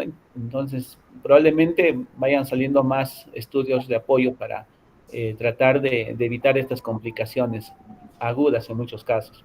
Sí, sobre todo lo que tú dices es bastante verdad, ¿no? Ahora vemos bastantes coinfección, ¿no? Y a pesar de que en algunos sitios podemos tener acceso a más diagnósticos laboratoriales, a mejores diagnósticos laboratoriales, a veces algo tan simple como podría ser el GRAM, que sale en 2 horas, debería sernos lo más útil, ¿no? Y luego ir esperando el resultado final del cultivo, ¿no? Para eso, en realidad, felizmente ustedes tienen FilmRY, en realidad debería haber sido todo esto más rápido, ¿no? Y felizmente han podido aislar la coinfección, porque en este caso probablemente hubiéramos dicho, ok, el paciente no mejora porque probablemente la ceftriaxona no le está haciendo efecto, ¿no?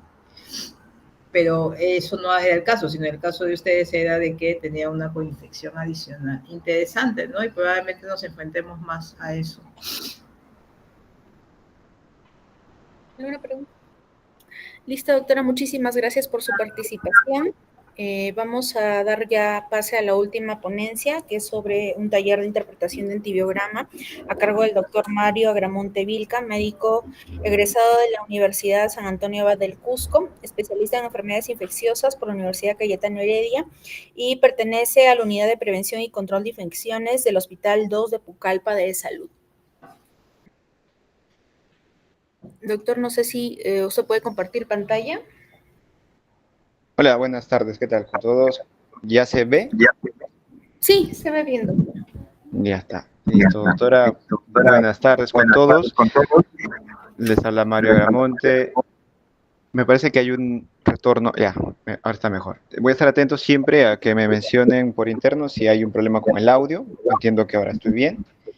Lo que he preparado ahora es... He estado atento a las exposiciones, hasta el momento me han parecido muy interesantes muchas de ellas. Creo que ya tenemos una idea general del valor de los aislamientos y cómo podemos interpretarlos a distintos niveles. No solo se analiza el resultado en papel, sino el contexto del paciente, se analiza también el estado clínico, ¿no? Cuáles son las expectativas que tenemos de nuestro tratamiento. También se deben evaluar las características de los antibióticos. Entonces, la idea de la presentación que tengo es tratar de unir esto un poco de manera puntual para tener una noción clara de cómo enfrentar un antibiograma en general, ¿no? Siempre va a haber elementos pendientes en relación a todo lo que se ha expuesto, ¿no? Características farmacocinéticas, farmacodinámicas, dosis de los antimicrobianos, el escenario clínico y demás. Entonces, la primera parte vamos a hablar de gram positivos, hay un acápite de gram negativos y una mención para los gram negativos no fermentadores. Para los gram positivos, algunas reglas prácticas, ¿no?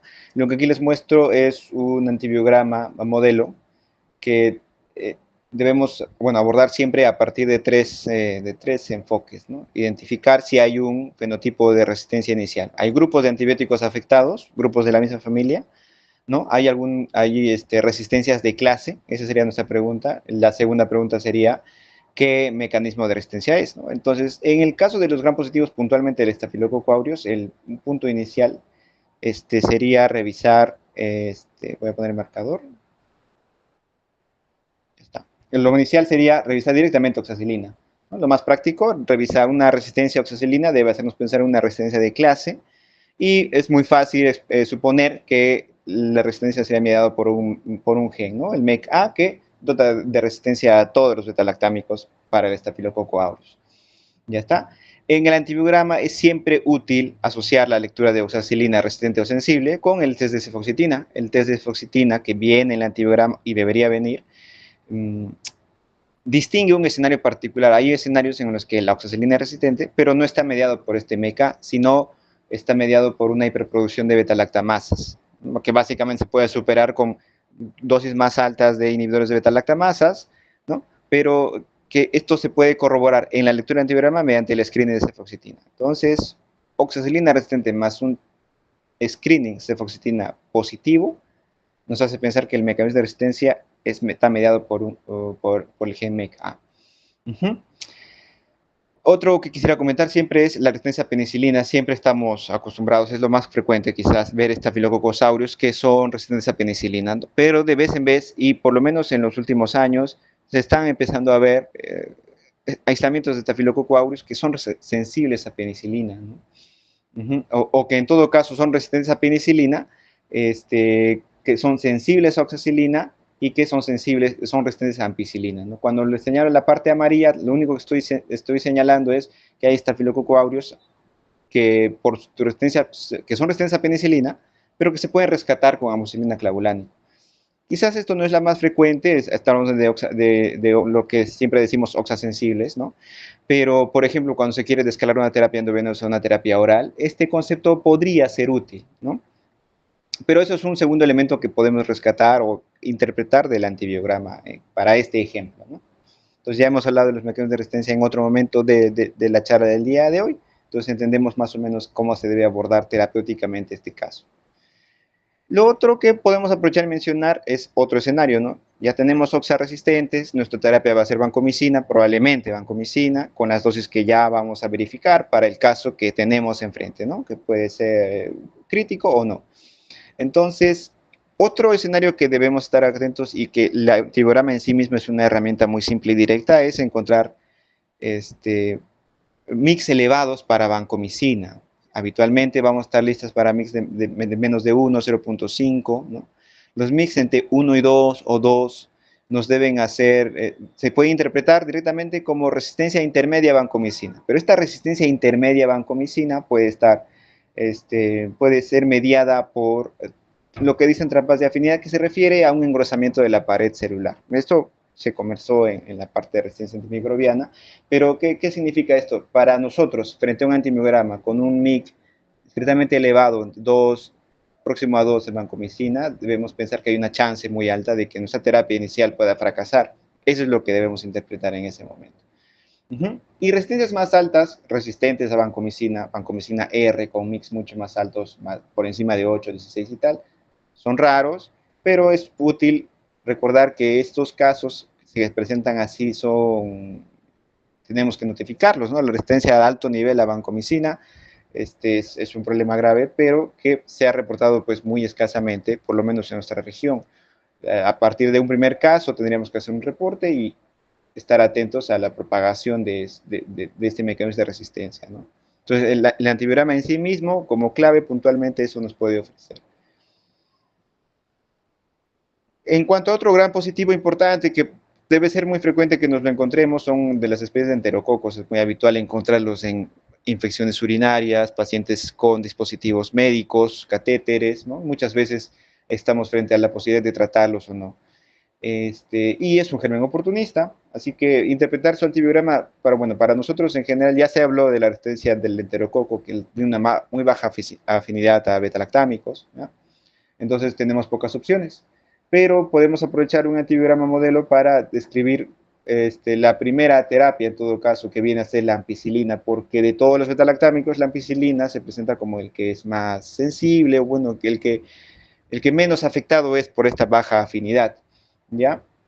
Pero habitualmente si estamos frente a una infección grave, o un paciente con una bacteremia, un dispositivo cardíaco o articular, y otro factor de riesgo que predisponga a una bacteremia por enterococo, no se recomienda en todo caso monoterapias, deberíamos buscaremos asociaciones habitualmente con aminoglucósidos. Entonces, en el antibiograma lo que tenemos que ver frente a un enterococo es ampicilina y su sinergia gentamicina. Es lo que básicamente teníamos que revisar, puntualmente eso. Y en el caso de que la ampicilina sea susceptible, tenemos que asociarlo a un aminoglucósido y el test de sinergia tendría que darnos positivo, o tendría que darnos sensible.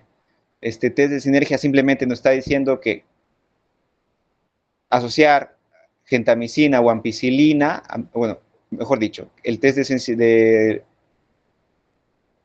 sinergia lo único que nos dice es que las dosis que necesitamos de aminoglucósidos no son tan altas para superar la pared celular del enterococo. Entonces, es práctico asociar su uso a ampicilina, por ejemplo, en este caso. Entonces, la terapia combinada para ese caso está. Sin embargo, para otros enterococos como Faecium es habitual, lo contrario, que todo sea resistente y nos quedemos únicamente con terapias, probablemente con vancomicina directamente, o el otro escenario en el que vancomicina resistente, únicamente linezolid, ¿no? Entonces, para enterococo habitualmente es una infección leve. Podemos usar betalactámicos siempre que sea ampicilina. Podríamos usar vancomicina para casos graves. Y siempre hay que discernir entre si realmente es una infección o simplemente está colonizado, que probablemente la colonización por enterococo es más frecuente que las infecciones reales, ¿no? En comentarios para antibiogramas por gram negativos, el tema con los gram negativos probablemente ya todos estemos familiarizados a partir de hoy y en realidad de nuestra práctica con los gram negativos tipo BLE, enterobacterias tipo BLE, coli BLE, Klebsiella pneumoniae de tipo BLE. Muchas veces el antibiograma viene directamente señalándonos, ¿no? Test BLE positivo, o lo colocan desde arriba, BLE positivo. Entonces, ¿cómo podríamos aprovechar de mejor manera estos antibiogramas? Es un poquito mirando un poco más allá. Las infecciones por enterobacterias productoras de beta-lactamasa de espectro extendido se han diseminado en muchas regiones del país. En mi realidad, por ejemplo, más del 50% de pacientes que vienen con infecciones urinarias o bacterias asociadas a ITU son por enterobacterias productoras de BLE, ¿no? Entonces, es necesario tener a la mano este tipo de cultivos y entender su gravedad, ¿no? O sea, por un lado está el valor epidemiológico que tienen y lo otro está lo que implica para el paciente, ¿no? Las bacterias por enterobacterias tipo BLE tienen mayor mortalidad y prácticamente estamos combinados a utilizar carapenémicos. Es cierto que muchos de nosotros entendemos fácilmente este concepto, pero en realidad es grave porque los carapenémicos son nuestros medicamentos de última línea y hemos visto que hay todo tipo de estrategias para utilizarlos, optimizar su uso en pacientes críticos. Sin embargo, muchas veces frente a una gestante con una bacteremia asintomática por una E. coli BLE, entonces nos vemos obligados a utilizar este medicamento, ¿no? Entonces, este es un poco el impacto que tiene. Sin embargo, si vamos más al detalle de cómo se lee el antibiograma frente a un paciente o una enterobacteria productora de beta-lactamasa de espectro extendido, ¿no? Parte de la interpretación inicial de las cefalosporinas de tercera, ¿no? Una enterobacteria cualquiera frente a ceftriaxona. Si es resistente a ceftriaxona, tenemos que preguntarnos cómo va la susceptibilidad a carapenémico, ¿no? Si es resistente a Septria, es resistente a meropenem, por ejemplo. Si no es resistente a meropenem, lo siguiente es identificar el marcador. En este caso existe el marcador cefoxitina. Y si el marcador es sensible, estamos frente a una beta-lactamasa de espectro extendido. Muchas veces no hacemos este ejercicio, por lo menos para E. coli o Klebsiella, que quizás son los más frecuentes, ¿no? Pero este análisis escalonado es lo que nos permite discernir una enterobacteria productora de BLE de otras que producen una enzima tipo AMC, ¿no? Ceftriaxona resistente con un carapenémico meropenem sensible, por ejemplo, pero con un test de cefositina resistente, estamos frente a otra modalidad de resistencia. Quizás en la práctica se resume en tratar con meropenem o no, se puede resumir así, pero ya les he comentado el impacto epidemiológico que tienen estos aislamientos y cómo abordarlos. Por ejemplo, hablando sobre estos otro tipo de enzimas, estos son 3 antibiogramas modelo básico de una Enterobacter cloacae. Y ya se ha mencionado que hay un mecanismo de resistencia particular para este tipo de bacterias, que es una enzima cromosómica que se induce o se activa frente a las terapias antibióticas. Así lo estamos tratando con un antibiótico determinado, su perfil de resistencia puede modificarse, puede expresarse, puede desreprimirse y en algunos casos incluso sobrepasar el límite de la desrepresión y volverse hiperexpresado. Entonces, una vez más, siempre mirando las cefalosporinas de tercera generación, ¿no? Y las sensibilidades a carapenémicos. Si las cefalosporinas de tercera generación son resistentes, me pregunto si los carbapenémicos son sensibles, lo son, y tendría que ver el test de cefoxitina, ¿no? En este caso, el test de cefoxitina está ausente, debería estar reportado. Muchas veces pasa esto en los antibiogramas, pero otra ventaja es que en este tipo de resistencias, para este tipo de antibiogramas, importa mucho la especie, ¿no? Entonces, eso les voy a mostrar un pequeño resumen luego, pero Enterobacter cloacae tiene característicamente AMC, ¿no? Entonces, es lo que estamos buscando. Si yo me encuentro este escenario, probablemente voy a tratarlo, no lo voy a tratar como una BLE, porque no son todas las cefalosporinas las que son afectadas, ¿no? Una cefalosporina de cuarta generación CFP me está quedando sensible. Entonces, se trata de un AMC desreprimido. Y este es otro escenario en el que probablemente se trate de un paciente con una larga instancia, múltiples ciclos antibióticos, probablemente un dispositivo médico implantado, ¿no? En el que se aísla el Enterobacter cloacae y vemos que hay resistencia a todas las fosforinas y que incluso afecta la sensibilidad a carbapenémicos, ¿no? Aparece aquí ertapenem sensible y probablemente los mix para meropenem podrían estar elevados, ¿no? Más o menos se da así, pero ¿cómo yo entiendo esto? ¿Cómo yo interpreto esto en un escenario clínico? Hay un pequeño ejemplo que quise mostrarles que varía, ¿no? Dependiendo cómo se interpreta, esto puede variar. Entonces, esto es puntual. Es un paciente renal que tiene un dispositivo, su catéter, y experimenta fiebre intensa, ¿no? Y presumimos una infección del catéter. El día 1 se inicia la terapia empírica, se toman los cultivos, pero el día 4 tenemos el resultado de los cultivos. Sin embargo, el día 4 también me reportan, ya son 4 días de terapia y me dicen, este paciente sigue febril. ¿Está? Tengo el aislamiento, tenemos el Enterobacter cloacae y tengo el antibiograma como se presenta. De este antibiograma, lo primero es, hay algunos automatizados que nos van a señalar IB, que simplemente lo que nos quiere hacer recordar la máquina es que es una enterobacter, o bueno, es una enterobacteria que frente a estos cuyos antibióticos, como en este caso acironamos, cefalosporinas de tercera, pueden funcionar como inductores. Ya eso simplemente nos trata de hacer recordar esto. Para efectos prácticos, esto es sensible. O sea, en la práctica esto debemos entender como sensible, pero como son inductores, podríamos no seleccionarlos de primera mano. Para Enterobacter cloacae, lo primero que voy a empezar en una terapia va a ser utilizar cefepime. ¿Por qué? Porque a lo largo de este pequeño ejemplo se puede deducir que cefepime es el antibiótico que sobrevive con mayor facilidad este mecanismo de resistencia. Empíricamente puedo sugerir eso.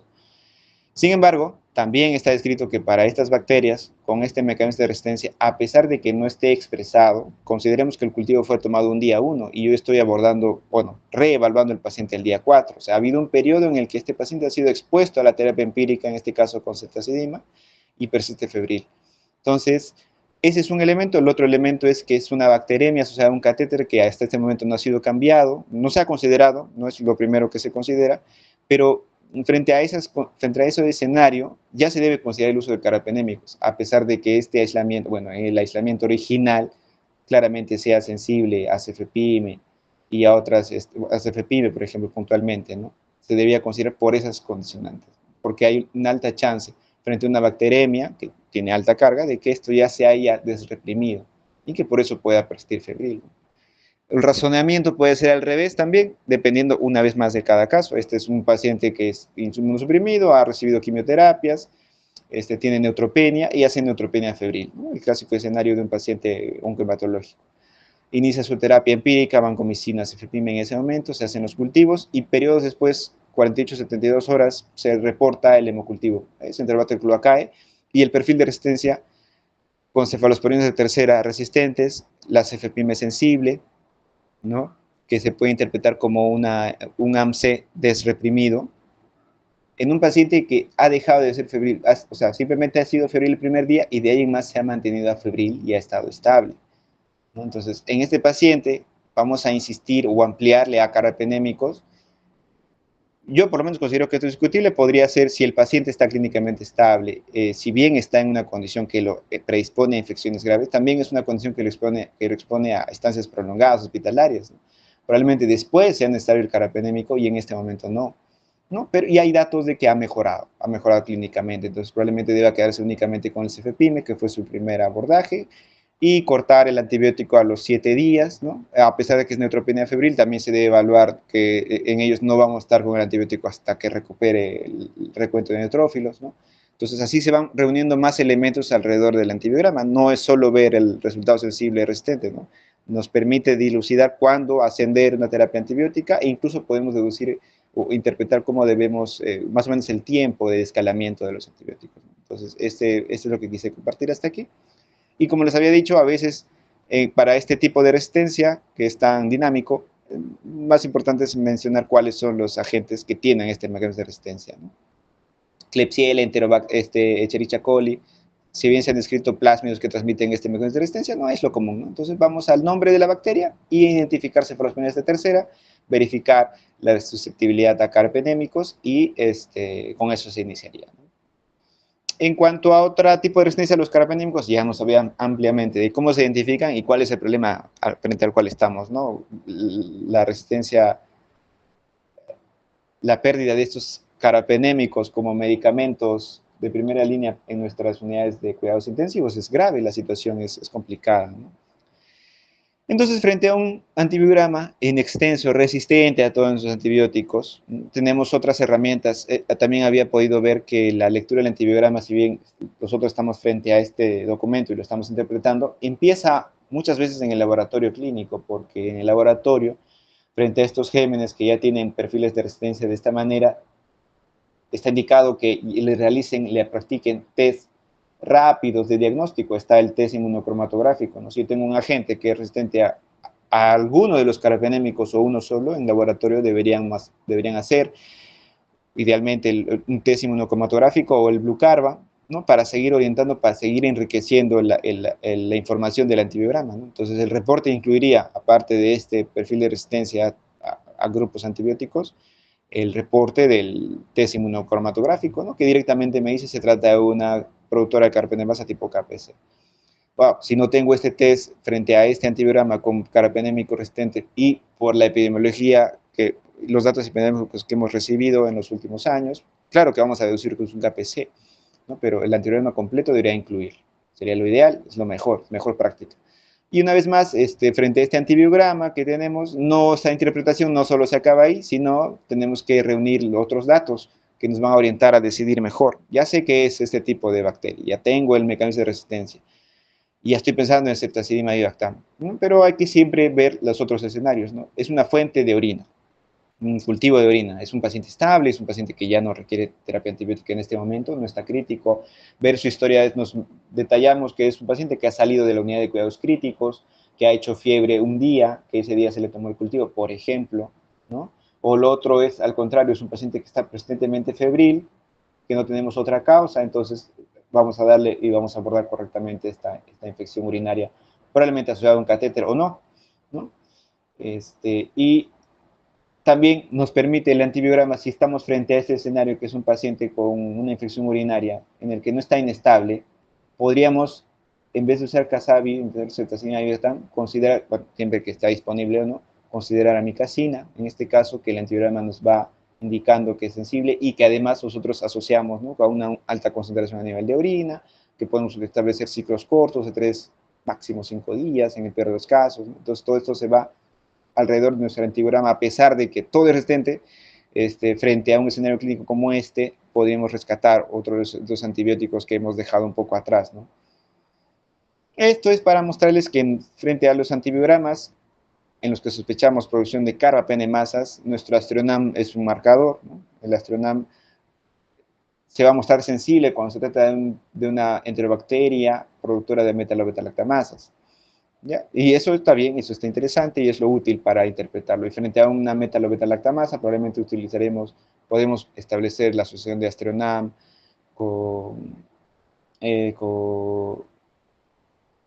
las asociaciones de Astronam con Aviadactam, por ejemplo, pero también recordar que si nos encontramos con un antibiograma con resistencia a carbapenémicos en el que el Astronam es resistente, no solo significará que estamos frente a una KPC, también puede significar que estamos frente a una KPC o a una metalo-beta-lactamasa tipo NDM que asocia otro mecanismo de resistencia. Puede ser un mecanismo tipo BLE, ¿no?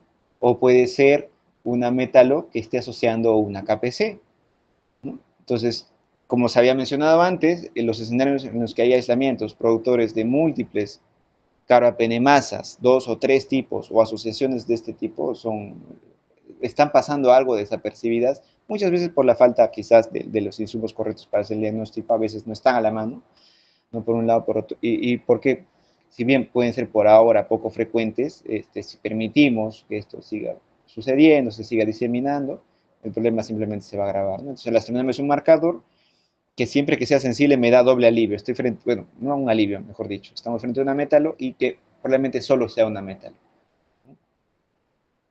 Y frente a los no fermentadores, quise mencionar otro de estos escenarios desalentadores en el que pues, tienes todo el antibiograma y todo es R, todo es resistente, tienes que darme otras opciones, otras terapias. Para Cinetobacter siempre nos va a quedar como última, bueno, como opción el ampicilbactam. Depende mucho también de nuestros Acinetobacter y mucho del mapa microbiológico. No todo Acinetobacter se va a presentar como multidrogo resistente, ¿no? Muchas veces, según el perfil de resistencia, porque acá trata de resumir todas estas variantes, o sea, podemos encontrarnos con escenarios en los que podemos rescatar cefepime, por ejemplo, pipetazo. Sin embargo, esto es lo más frecuente y vamos a tratar de utilizar ampicilbactam altas dosis, como ya se ha comentado, ¿no? Y siempre ideal el antibiograma frente a estos escenarios. Ya se ha implementado otras herramientas que deben ser parte del antibiograma, ¿no? Señalarme si en este escenario tengo un productor de carbapenemasa. El test inmunocromatográfico es útil tanto para Cinetobacter, para Pseudomonas, así que me diga negativo, ya desdibuja un poco el escenario, ¿no? me da una orientación.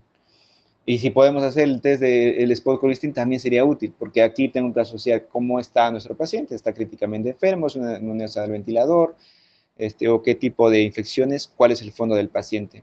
Igual las Acinetobacter XDR o MDR, la mortalidad por sí misma es alta, ¿no? Ya que utilicemos terapias combinadas ampicilbactam colistina o no.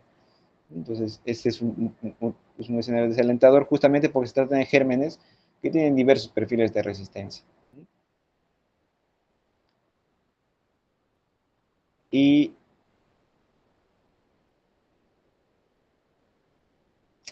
muchos de los mecanismos de resistencia, a veces, a pesar de que sean negativos, por lo menos para nuestros test iniciales o el test inmunocromatográfico sea negativo, es porque estamos frente a otro tipo de carbapenemasas que a veces no detectamos, que ya se había comentado, que son del tipo oxacilina, que hay una diversidad de ellas, ¿no?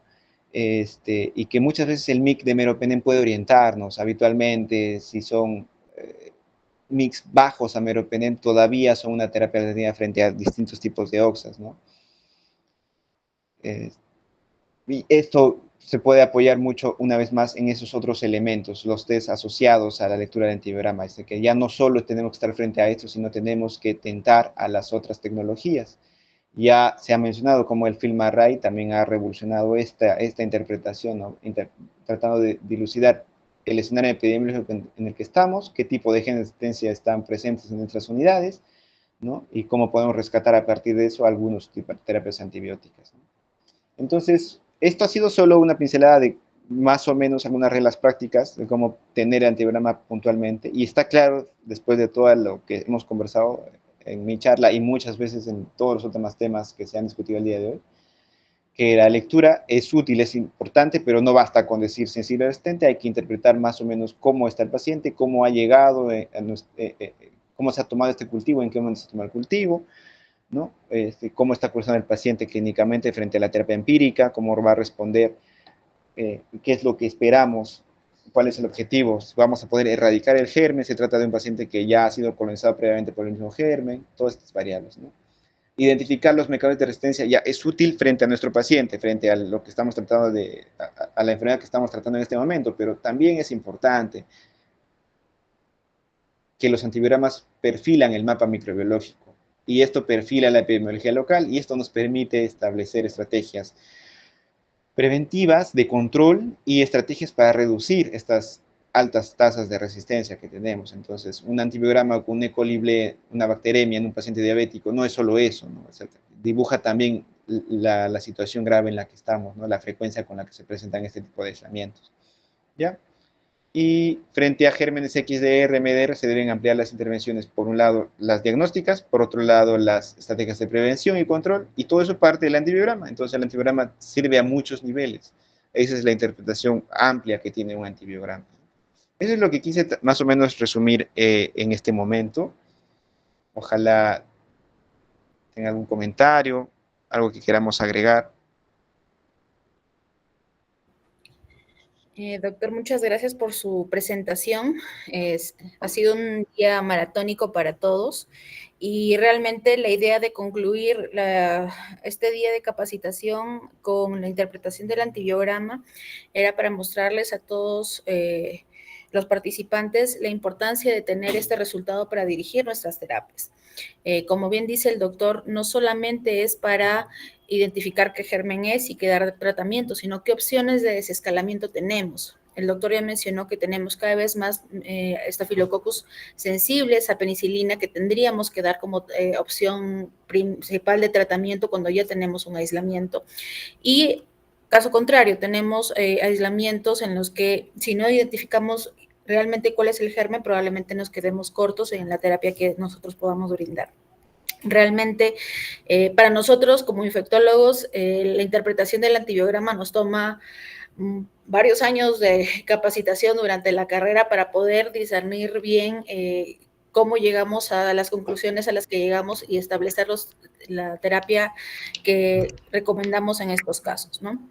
Entonces, en realidad, la idea de presentar la interpretación del antibiograma es saber de que tenemos opciones de tratamiento dependiendo del germen, dependiendo de las concentraciones de la MIC y realmente que es una herramienta que para nosotros es valiosa, no solamente para tomar decisiones al momento del tratamiento, sino también en la forma en la que nosotros podemos prevenir ese tipo de infecciones en la parte de epidemiología, ¿no?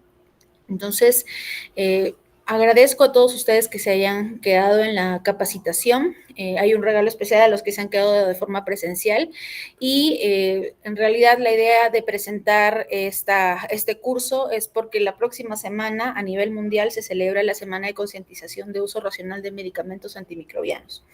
Entonces, es una semana que se celebra a nivel mundial porque cada vez tenemos más complicaciones para dar tratamiento dirigido a nuestros pacientes y la idea era que todo esto se haga consciente para toda la comunidad. Muchísimas gracias a todos ustedes y damos por finalizada esta capacitación. Llegaremos durante la semana a terminar de entregarles los certificados por vía virtual y se les alcanzará también a los ponentes agradeciendo su participación. Muchísimas gracias a todos ustedes y esperemos que haya servido de mucho para todos ustedes. Gracias. Gracias, doctora Agramonte. Muchas gracias.